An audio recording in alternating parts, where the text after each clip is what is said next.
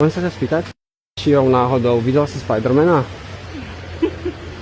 No, ako? Či mám zopakovať otázku? Počula si ma zle, alebo ako? No, ešte raz. Že film, alebo že reálny Spider-Man? Nie, normálny film. No, to hej. Lebo si hľadám Mary Jane, vieš? Že by som bol tvoj Peter Parker. Jak sa voláš, povieš mi? Teší ma.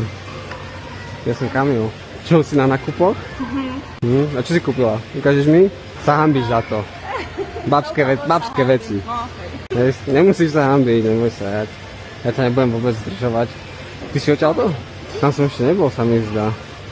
Mohli by sme tam dať rande. Čo by si na to povedala? By sme sa ešte dohodli, no nemyslím hneď, zase nebudeme na to hročiť nejako, chápeš? No, čo? Dáš mi na teba kontakt? Hej, dala by si mi? Jasné. Dala by si mi e-mail? E-mail? No. Ale nie, Instagram, robím si srandu. Máš Instagram teda? Máš? Napíšeš mi to, teda povieš mi to? Môžem napísať? Budeš musieť počkať so žiadosťou. Máš to na žiadosť? Či máš verejný? Na žiadosť.